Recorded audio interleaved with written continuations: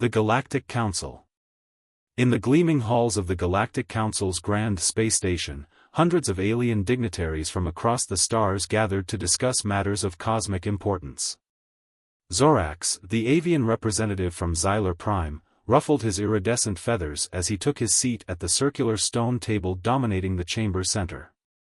"I don't see why we should allow those upstart humans a voice here," Zorax grumbled to his neighbor, the slug-like Counselor Clyarian. "They're far too primitive and erratic to be trusted." Clyarian gurgled in agreement, his eye-stalks swiveling to regard the chamber's newest petitioner. Clad in a simple gray jumpsuit that stood out among the dignitaries' ostentatious robes, Lena Vassiliev stood straight-backed and solemn as she awaited her opportunity to speak. "Esteemed counselors," boomed the voice of Counselor Thendaris, his cerulean tentacles splayed wide in a gesture of greeting. "We gather today to hear the plea of the human-designated Lena Vassiliev, Ambassador of Earth. Though humanity is young and untested, the Galactic Council has always stood for unity and cooperation among the cosmos' sentient species." Zorax muttered something impolite under his breath, but held his tongue as Thendaris continued. "Ambassador Vassiliev, you may now make your case before the Council. We shall listen with open minds and hearts." Taking a deep breath, Lena stepped forward, her dark eyes scanning the diverse faces regarding her with mixtures of curiosity, apathy, and open hostility. She had known her mission would be an uphill battle, but the fate of her planet depended on it. "Thank you, Counselor Thendaris and honorable representatives," Lena began, fighting to keep her voice steady. "I come before you today not to beg for humanity's inclusion in this august body, but to warn of a dire threat to us all. As we speak, the ruthless Kothax Dominion is invading our solar system, slaughtering our people and laying waste to our worlds." A susurrus of clicks, chirps and hisses filled the chamber at this revelation. The Kothax were known as a formidable and merciless empire that thus far had avoided tangling with the Council's combined might. If they had turned their attention to Earth, the implications were grim. "Why should this concern us?" Zorax responded dismissively. "If the humans were foolish enough to provoke the Kothax, that's their problem. The Council has no obligation to intervene in the squabbles of lesser species." Lena fought down a surge of anger at the callous remarks. She had to remain calm and diplomatic if she was to have any hope of success. "Because Counselor Zorax," she replied slowly, "the Kothax will not stop at Earth. Our intelligence reports indicate their goal is nothing less than total domination of the Orion Arm. If they conquer humanity and seize our resources, how long do you think it will be before they turn their attention to your own worlds?" This prompted another outbreak of concerned murmuring among the assembled counselors. Some looked frightened, others speculative. Zorax simply sneered, unmoved by the argument. "If the barbarians are foolish enough to cross the Council, we would grind them to dust," the avian boasted. "I say let them have the humans. It will rid us of two problems at once." Lena clenched her fists, remembering the images of Terran cities in ruins, piles of civilian corpses cluttering the streets. She could not, would not, let her people suffer such a fate without doing everything in her power to prevent it. "Honorable counselors, I implore you," she pressed ahead. "Humanity may be young compared to your venerable civilizations, but we have great potential within us. Already, human scientists are making advances in fields like nanorobotics, artificial intelligence and quantum computing that could benefit the entire galaxy. If you abandon us to the Kothax now, you quash that potential forever. Let us stand together as allies against this common threat." Thendaris rubbed his bulbous chin thoughtfully, his starfish-like face unreadable.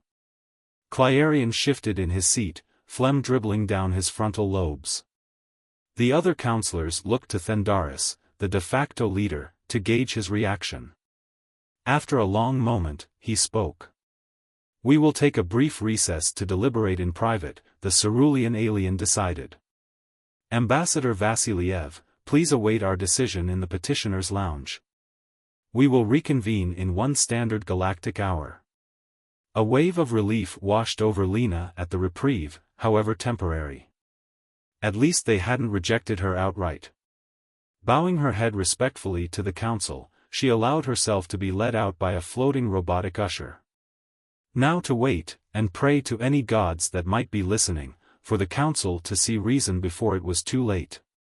The fate of humanity, and perhaps the galaxy, hung in the balance. Lena's revelation. As Lena paced the petitioner's lounge, her thoughts raced with the dire implications of her mission. She had to make the council understand the severity of the threat posed by the Kothax, not just to Earth, but to the entire galactic community. The lounge door slid open with a pneumatic hiss, admitting a familiar cerulean figure. Counselor Thendaris glided in, his tentacles undulating gently in the station's artificial gravity. Ambassador Vasiliev, he greeted her solemnly. The council is ready to hear more about this Kothax invasion you speak of. Please, elaborate on the situation. Lena nodded, steeling herself. This was her chance to make them see the truth. Counselor Thendaris, the Kothax fleet arrived in our solar system less than a galactic standard week ago, she began, calling up holographic displays of the invading armada. Cruel, angular ships bristling with weapons filled the air between them. They struck hard and fast, overwhelming our outer colonies and defensive installations. We've managed to hold them back from Earth itself so far, but our forces are being pushed to the brink. Thendaris studied the images gravely, his starfish face unreadable. Your technology seems primitive compared to the Kothax, he observed. How have you resisted them this long? Lena allowed herself a small, grim smile. Humanity is nothing if not tenacious, Counselor. We have some of the brightest minds in the galaxy working on advanced weapons and defenses. But against the full might of the Kothax dominion, it's only a matter of time. She cycled through more holos, each more horrific than the last. Smoking ruins of Martian cities. Piles of frozen corpses drifting in the vacuum over shattered orbital platforms. Kothax ground forces marching through the ashen remains of human colonies, leaving no survivors. This is the fate that awaits us all if the Kothax are not stopped here and now, Lena said urgently. Mars and the Jovian moons have already fallen. They're pushing sunward, aiming to seize Earth and its resources to fuel their conquests. If they succeed, how long do you think it will be before they set their sights on the worlds of the Council itself? Thendaris' color shifted to a paler blue as he absorbed the chilling images. Your words carry an unavoidable gravity, Ambassador, he admitted.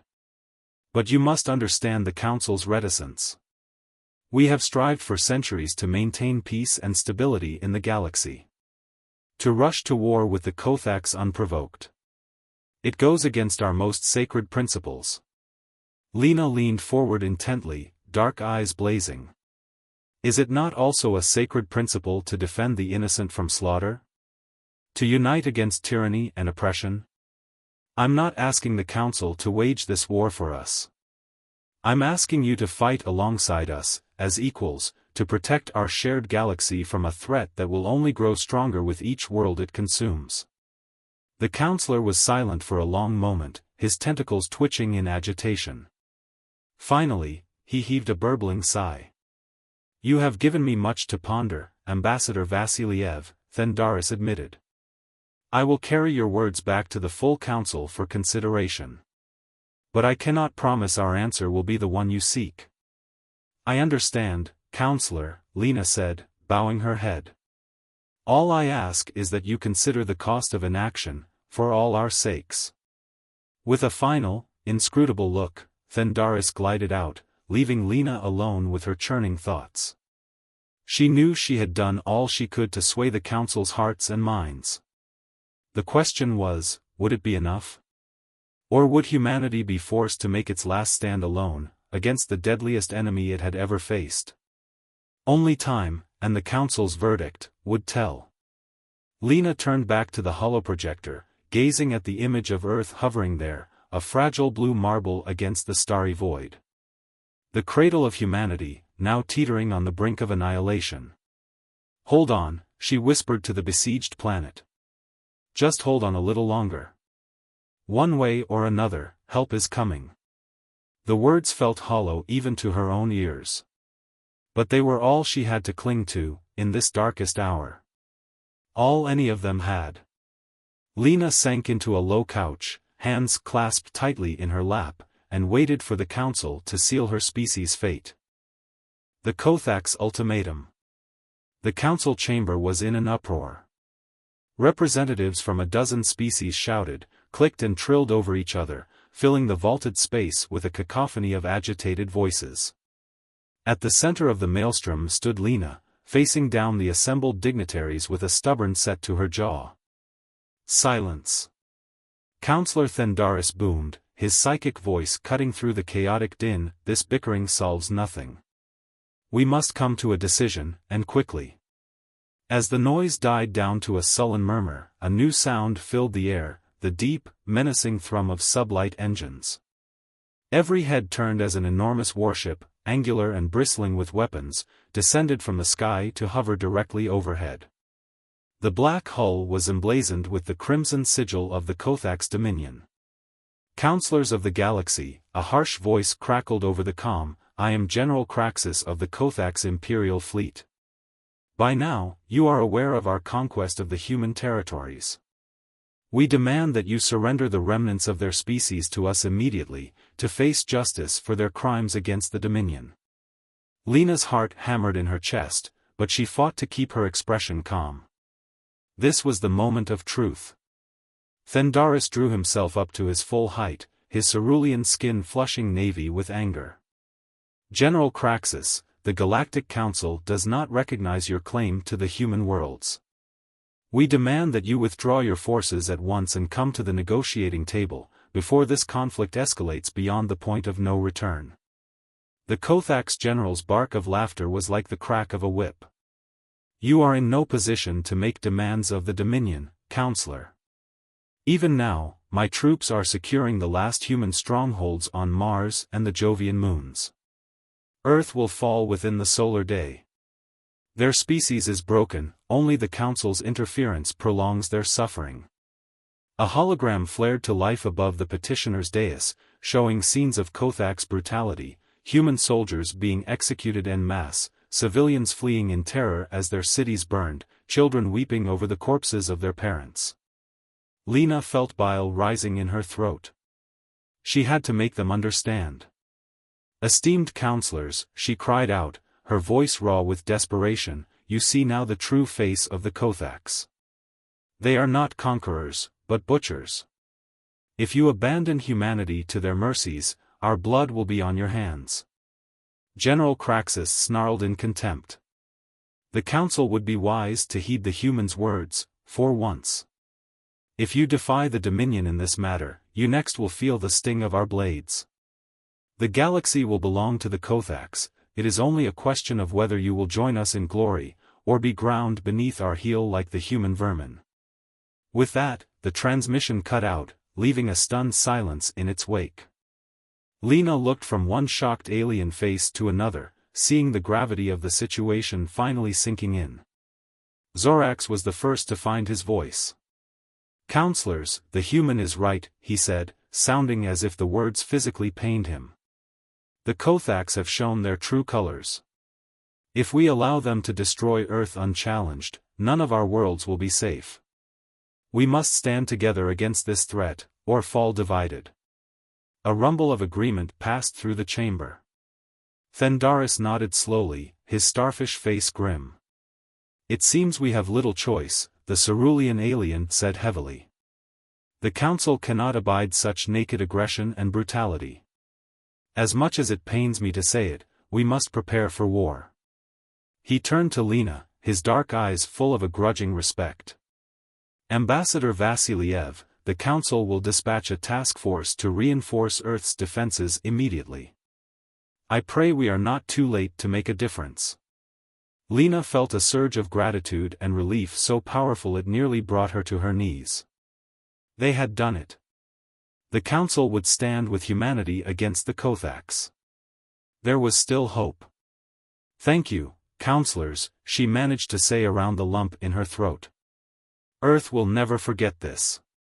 We will fight to our last breath to defend our shared galaxy. But even as the assembled dignitaries began to disperse, hurrying to make preparations for the coming conflict, a cold knot of dread settled in Lena's stomach. The hardest battle was still ahead, and the cost in blood and sorrow would be higher than any of them dared imagine. She thought of her wife Mara, leading the desperate defense of their homeworld. Of the secret project she had poured her heart and soul into these last months, toiling endlessly in search of a weapon that could turn the tide.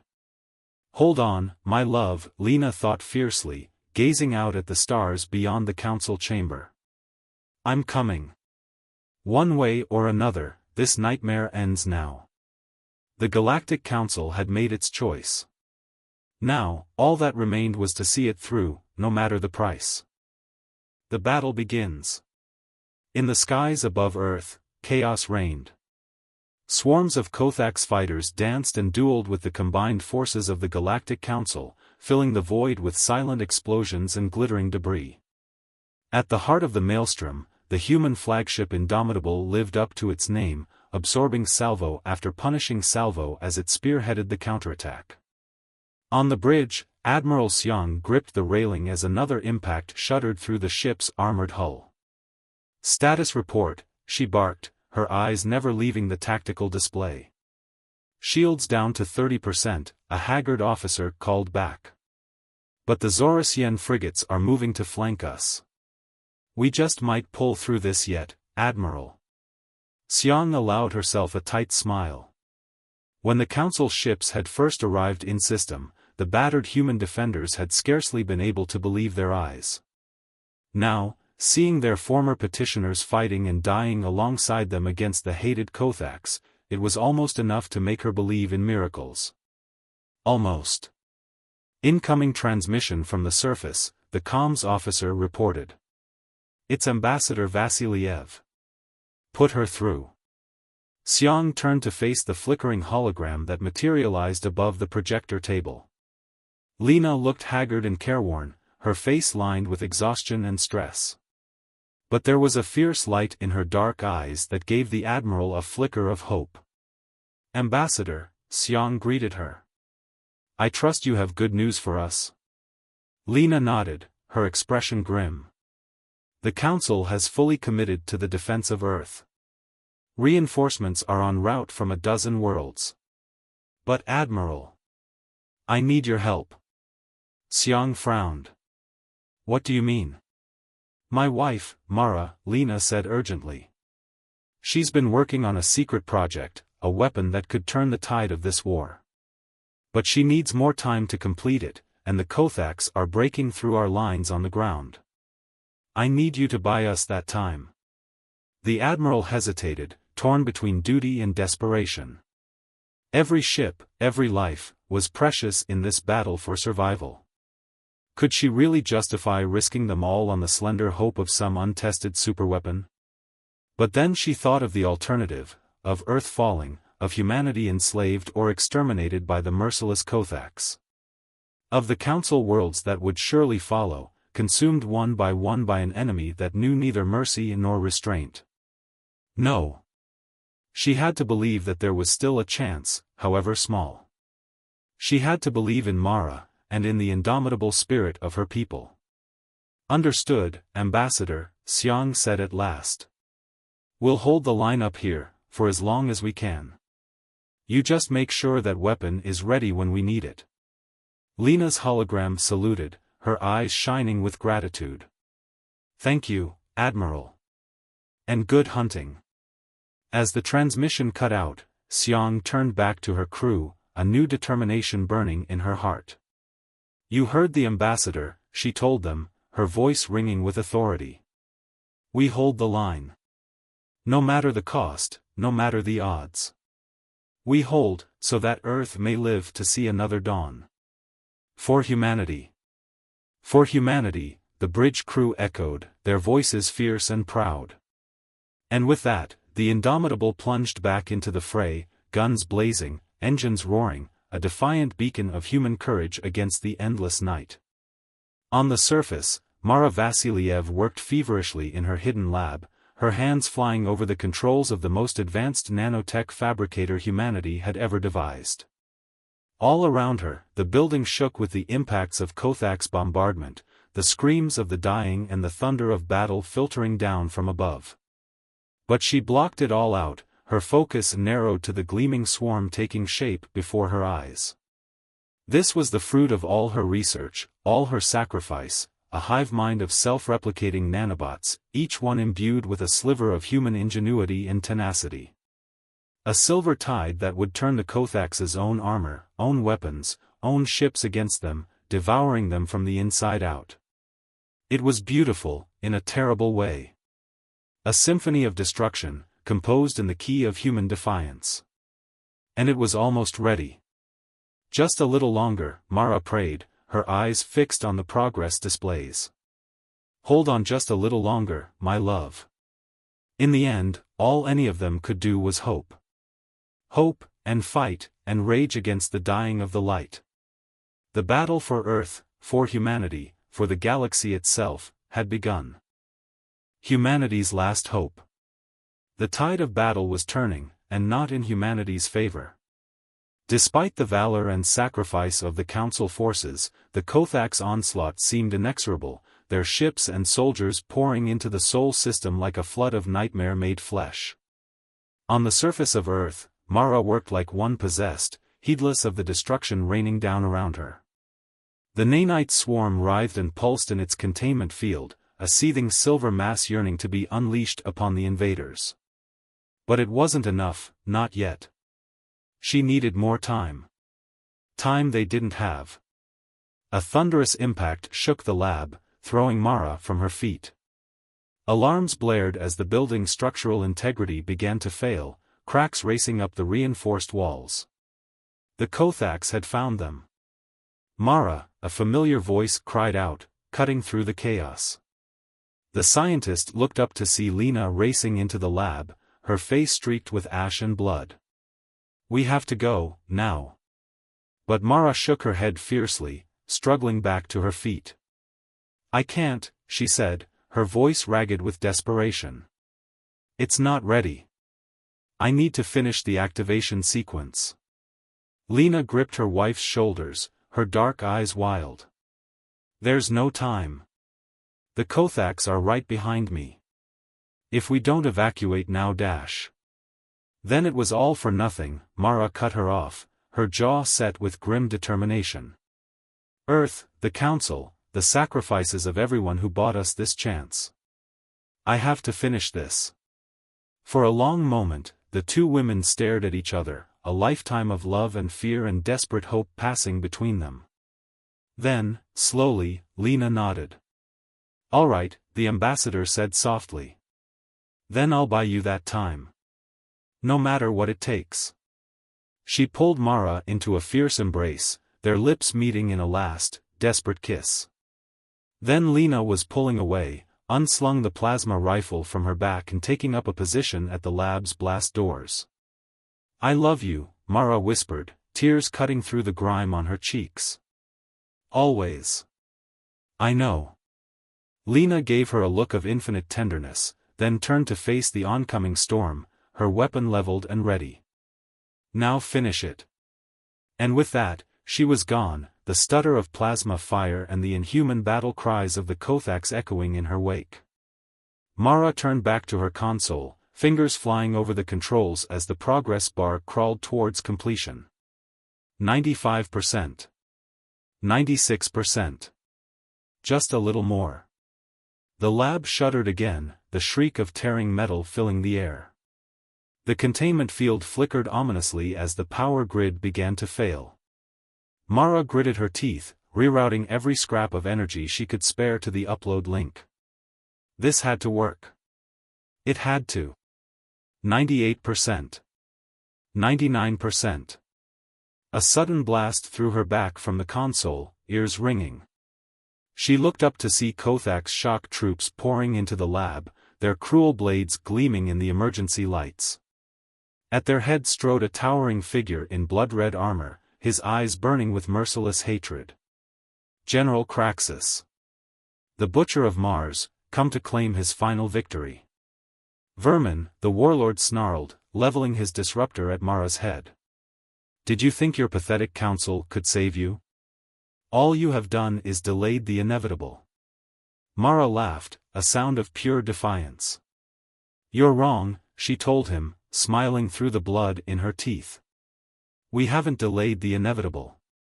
We've changed it.